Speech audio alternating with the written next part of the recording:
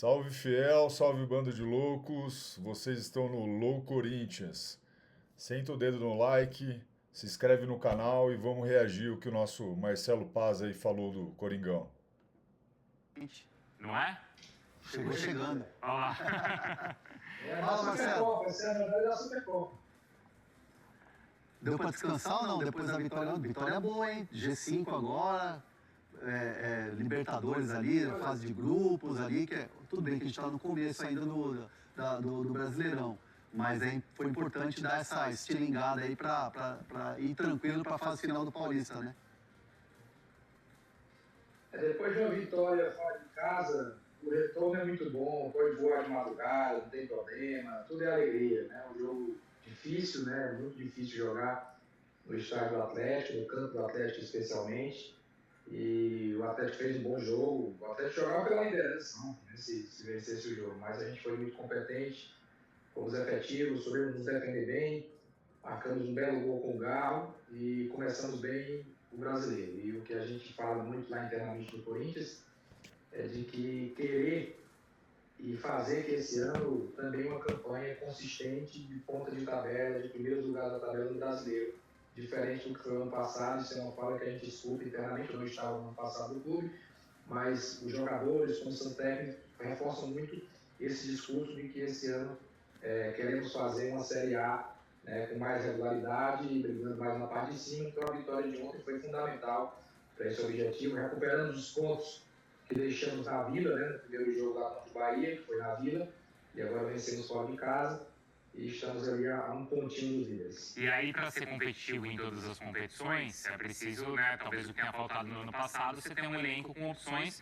Ontem a gente já viu o Dorival até rodando elenco, a gente tem visto nessa temporada, ele tem mais opções, mas ao mesmo tempo ele em toda entrevista também cobra ou pede, né? Como é que vocês avaliam? Já tem elenco suficiente para ser competitivo em tudo, Paz? A janela ainda está em aberto, né? Então, até o dia 3 de março, se pode fazer mudanças, entradas ou saídas. Necessidade maior de entrada, sem dúvida alguma. O Dorival conversa comigo diariamente sobre isso. Ele está satisfeito com o que já foi feito, né? Com as contratações que já foram feitas. Eu lembro que quando nós começamos esse trabalho, em dezembro, a primeira ligação que eu fiz com o Dorival, a preocupação maior é se ia sair o transfer ban, né? Se ia sair o transfer ban para poder contratar pelo menos um jogador. E o presidente garantiu desde o início que sairia e cumpriu com a palavra, como sempre, tem feito aqui conosco, e rapidamente conseguiu tirar o transfer ban e a gente pôde contratar dentro dessa realidade de custo zero, que é o que a gente vem fazendo com o Corinthians, né, na realidade que foi passada de sustentabilidade, de reestruturação financeira. Então já chegaram em vários reforços. O elenco está mais encorpado, o Dorival tem mais opções, porém, como a janela ainda está em aberto, pode ser que a gente faça mais algum movimento aí para dar ainda mais qualidade e quantidade de peças, justamente para poder ser competitivo no máximo de competições, para poder, na quarta e domingo, ter time qualificado para buscar vencer qualquer jogo dentro ou fora de casa. Bruno, sua pergunta. Coisa rápida, o Marcelo. Bom, primeiramente, bom dia, Marcelo. Você falou agora das potenciais possíveis entradas. Eu vou mudar um pouco a linha e entrar nas potenciais eventuais saídas. E começo perguntando rapidamente, são duas em uma, se André e Breno Bidon, vocês tiveram, de fato, nos últimos dias, alguma proposta oficial ou abordagem oficial? E pensando no meio do ano, que é a principal janela na Europa, se vocês temem e acreditam que pelo menos um deles será negociado? Não teve nada pelo Bidon, pelo André sim, pelo André houve procura, mas o que eu posso garantir para o torcedor é que nenhum jogador sai agora. Esses jogadores, principalmente André, Bidon e Yuri, não têm a menor chance de saírem agora, nesse momento, continuam no clube. Agora, na janela do meio do ano, não é TV, não, é necessidade, porque precisa vender atletas. Eu falei isso na entrevista coletiva e vai ter venda. A gente precisa vender atletas por uma questão orçamentária. Está previsto no orçamento um número de vendas de jogador e isso tem que ser cumprido. Então, naturalmente, vai ocorrer alguma venda. Todo mundo lá dentro sabe disso, o Dorival sabe, o presidente é o grande líder de todo esse processo. Então, naturalmente vai ter, porque o clube precisa fazer caixa para honrar com seus compromissos. Hoje é um clube que está com tudo em dia com seus jogadores, com premiação. Foi pago já a premiação da Copa do Brasil, foi pago a premiação da Supercopa, salários estão rigorosamente em dias. Então isso atrai jogadores. O que tem para trás é outra coisa. Aí são situações que o Corinthians vai resolvendo. Mas com esse grupo, a situação está ok, isso faz com que a gente possa desenvolver um trabalho com mais tranquilidade, porque a gente está prezando muito pela responsabilidade financeira, principalmente com o atual elenco, para poder dar resultado esportivo e poder gerar receita para o clube, para poder ir saudando as situações que ficaram para trás. Então, janela do Eudual, muito provavelmente o Corinthians vai ter esse venda de jogadores. Tem um valor mínimo que vocês avaliam a esses jogadores, André e Bidon, Paz? Se eu disser o valor mínimo, aí que vem comprar já vem com menos, né? Então eu não vou diversificar o jogador, não seria uma estratégia inteligente da minha parte diversificar o jogador aqui num programa de tanta audiência. Vamos dar um valor mínimo aqui, Werner. 40 milhões. Vou falar como pensa o torcedor do Corinthians. Como pensa?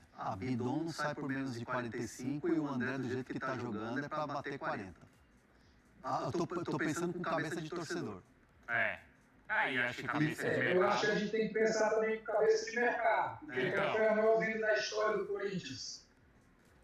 A maior? 18 milhões de euros. Foi do Moscardo? Moscardo. Então. Foi o Moscardo. 18 milhões de euros. Então, mas espera aí. Esse é o técnico do Corinthians para hoje. Claro que a gente tem que trabalhar para vender por números maiores. Entendi. Então se ele falou em 20 a gente está falando em 40, se chegar no meio termo é 30. Não, mas assim, o Moscardo era um jogador com um potencial muito grande. Hoje a gente vê que ele de fato teve lesão e tal, está tendo uma dificuldade no futebol europeu. Mas eu entendo que a bola que o André está jogando, que ele jogou na final da Supercopa, o Bidon do final do ano passado, para mim o que o Memphis, que é uma referência dentro do elenco, fala do Bidon, eu acho que é um patamar diferente em relação ao Moscardo, que sempre foi muito bom jogador. Menos de 30 não dá para conversar, né?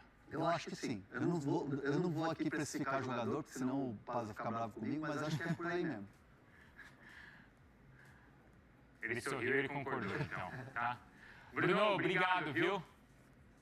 O Paz vai continuar com a gente. Nada, obrigado mas eu me despeço só forçando um pouco o Paz. Ele falou que teve sim proposta, ou pelo menos abordagem recusada pelo André, se ele pode contar qual é o clube, porque já circulou Inter de Milão, Benfica, então eu me despeço insistindo um pouco para tentar esmiuçar quem procurou o André. Abraço, Marcelo, obrigado, viu? O que eu posso garantir é que não houve nada do Benfica. Foi negociado em ontem, Benfica, e não houve nenhuma proposta, nenhuma sondagem do Benfica. Então acho que é da Itália mesmo, né? Pode ser. Bom, e o Bidon faz tempo, né, que ele é cobiçado. O Hernan e o Memphis. Tem as duas perguntas, as duas maiores questões aqui, Memphis e Coutinho. Coutinho eu acho que eu já sei a resposta. Mas perguntar para o Paz sobre o Memphis. Me parece que ele está muito aberto, pela entrevista que ele deu ali ao Romário, de que ele está muito aberto a essa conversa. A gente sabe que o Memphis, ele trabalha com um corpo jurídico / administrativo, que é o pessoal do staff dele. E ontem aqui no Fala Fonte, Marcelo, eu dei a informação de que você tem sido uma pessoa importante nesse processo junto à diretoria. Óbvio que tem o peso do presidente, as decisões do presidente e tudo mais, mas você tem se aproximado cada vez mais do staff do Memphis nessa questão das conversas com o jogador, e que é algo muito positivo e um caminho que está muito bem se iniciando para planificar, para conseguir essa renovação de contrato. Queria que você contasse um pouco o bastidor disso, como é que está sendo essa relação com o staff do Memphis, que a gente sabe que é um pessoal um pouco mais fechado em relação a negociações, até mesmo a conversas e tal.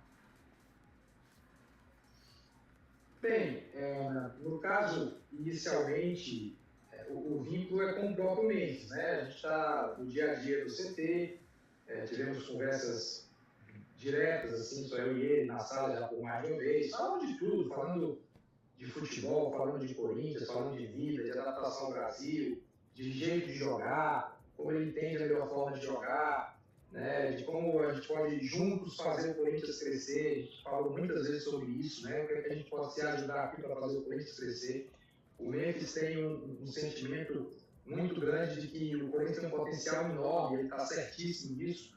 Então, a gente tem batido papo nesse sentido, o que a gente pode fazer a nível de ambiente, a nível até externo mesmo, de imagem, né? Que o Corinthians tem imagem internacional muito grande, o time conhecido no mundo inteiro e trabalhar melhor isso. Então, a gente conversa sobre muita coisa e houve uma aproximação, sim, com a equipe dele, né? Já trocamos algumas palavras, já nos aproximamos, eles já sabem quem eu sou, eu já sei quem eles são. Porém, o processo de uma renovação, ele passa antes por uma discussão do que tem para trás. Né? Existe uma dívida do Corinthians com o Memphis, todo mundo sabe disso.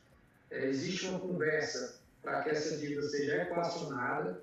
Quando eu falo de equacionado, não é pagar tudo agora, que é um valor substancial, então é organizar um fluxo de pagamentos que fique a contento para ele e para a equipe dele. E uma vez que isso esteja equacionado, aí a gente tem conforto também por parte dele de ir para o segundo passo, que é a renovação e a ampliação de contrato dele.